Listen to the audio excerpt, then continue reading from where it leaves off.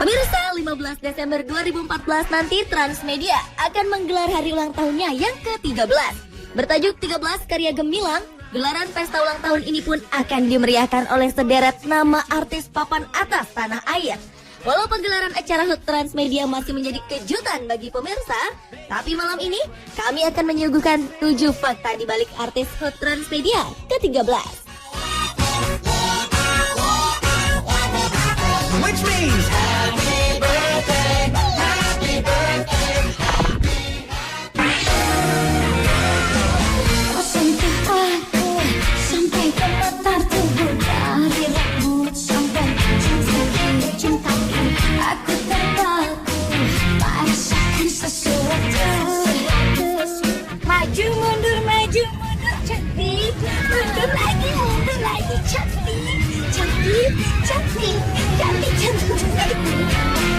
Sentuhan itu membuat diriku membayangkan. Pemirsa, setujukah jika penyanyi kelahiran Bogor 1 Agustus 1982 ini disebut Ratu Sensasi? Walau sering menuai pujian dan ledekan, tapi tak bisa dipungkiri, banyak dari aksi Syahrini justru membuatnya menjadi trendsetter. Seperti kata-kata yang sering kali diucapkan olehnya, antara lain kata sesuatu, cetar membahana, atau ulala.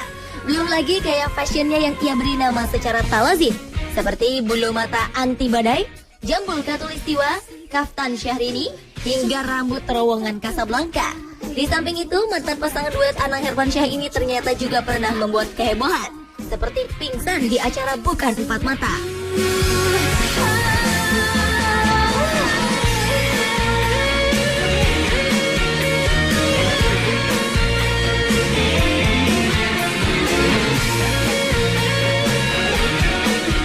Sampai kelucuan dari pernyataannya saat akan konser di Singapura 2013 lalu.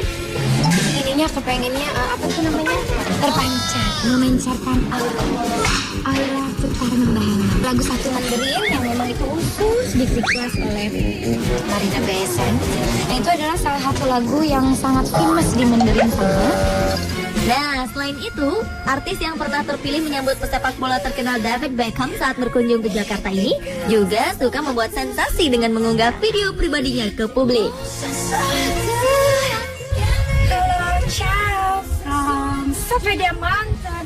Ini gunung terindah di dunia.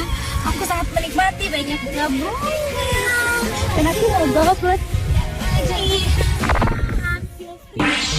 Pernah kulihat lukisan cantik, 7 bidadari dari langit. Namun saat kulihat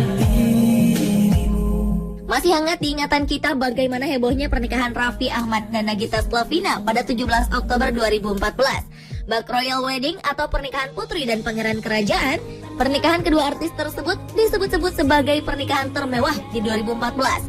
Air di acara siraman saja, kabarnya diambil dari 7 sumber mata air di Tanah Suci, antara lain dari Masjid Nabawi dan Masjidil Haram. Lalu total dari biaya pernikahan Raffi dan Nagita Oktober lalu konon mencapai 10 miliar rupiah. Sebagai public figure yang sedang naik daun, tidak heran jika artis asal Jawa Barat ini disebut-sebut sebagai pembawa acara dengan bayaran termahal saat ini. Untuk satu acara reguler yang biasa ia pandu, kabarnya Raffi mematok harga kisaran 50 juta rupiah. Anda bisa bayangkan berapa pendapatan Raffi Ahmad setiap bulan? Ya, wajar saja jika Raffi Ahmad mendapat bayaran mahal karena ia mampu menghibur dengan totalitas.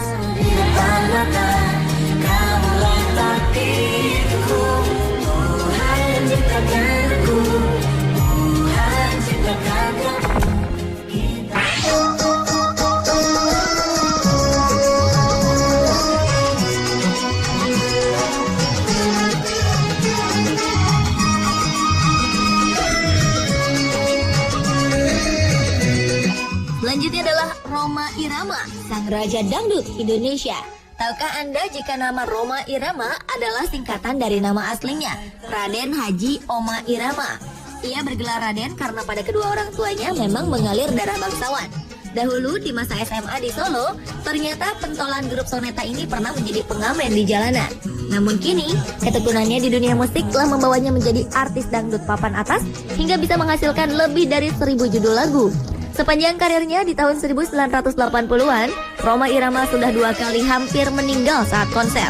Saat itu ia tersetrum kabel listrik yang melintas di panggung. Selain karena karya-karyanya, penyanyi yang pernah berseteru dengan pedangdut Inul Daratista itu juga pernah membuat kehebohan.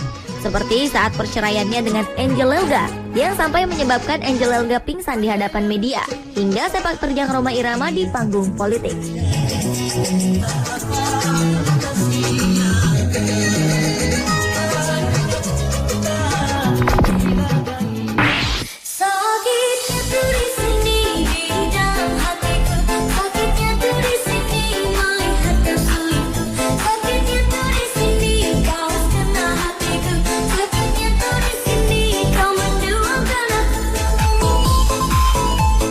Tembang sakitnya tuh di sini sedang membahana.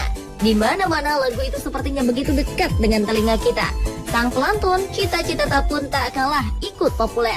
Meski dikenal sebagai penyanyi dangdut, namun ternyata darah kelahiran Bandung 14 Agustus 1994 itu mengawali karirnya sebagai penyanyi jazz di kafe-kafe. Sebenarnya saat itu ia merasa malu menyanyikan lagu dangdut.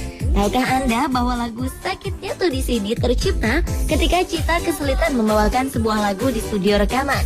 Ia pun mengucapkan kata sakitnya tuh di sini secara tak sengaja. Saat itulah ia meminta dibuatkan lagu dengan kata sakitnya tuh di sini.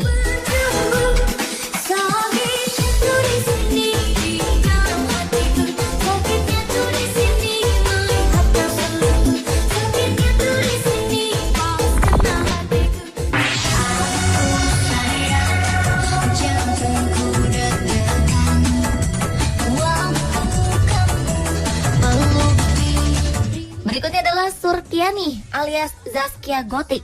Pedangdut yang terkenal dengan goyang itiknya itu pernah menjadi perbincangan publik ketika pertunangannya dengan pria bernama Vicky Prasetyo berantakan. Pernikahan yang direncanakan oleh pelantun tembang 1 jam ini pun batal. Tak cukup sampai di situ, masa lalu Zaskia pun kemudian terungkap. Mulai dari hanya tamatan sekolah dasar, pernah berjualan manisan cermai keliling kampung, hingga menjadi model majalah dewasa. Di samping seluruh pemberitaan miring tentang dirinya, namun wanita yang fobia terhadap ulat bulu itu sempat meraih rekor muri dengan membuat 7 video klip dalam 1 hari di 2014.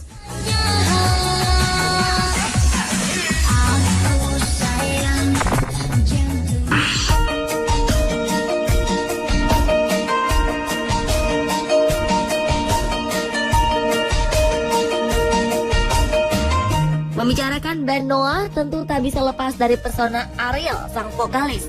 Pria kelahiran 16 September 1981 ini memang banyak disukai penggemar Noah, terutama wanita. Namun demikian, Ariel yang pandai menggambar itu pernah mengalami peristiwa tak enak ketika dicakar oleh salah satu penggemarnya hingga berdarah. Pengagum penyair Khalil Gibran ini ternyata telah mahir menciptakan lagu sejak duduk di bangku sekolah. Bahkan ketika berada di dalam penjara beberapa waktu lalu, Ariel tetap membuahkan karya bertitel Dara. Ariel yang sekarang suka menggonta-ganti warna rambutnya itu ternyata juga memiliki bakat lain di dunia olahraga. Ini terbukti saat dirinya berhasil meraih medali emas kejuaraan nasional inline hockey saat duduk di bangku SMU.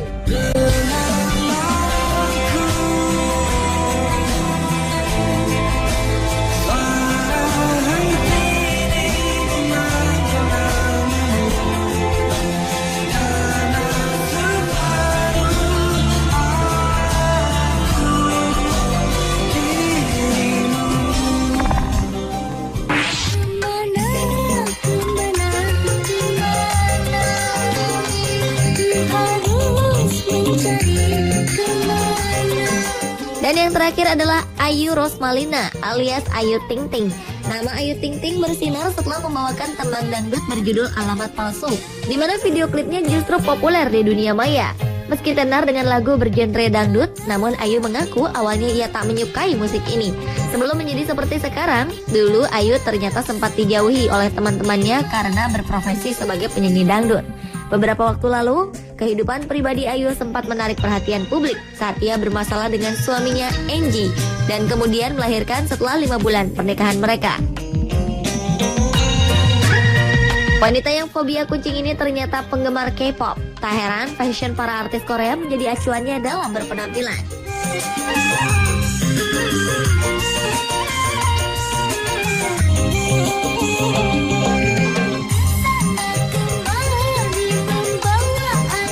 Pemirsa, seperti apakah penampilan istimewa artis-artis tadi?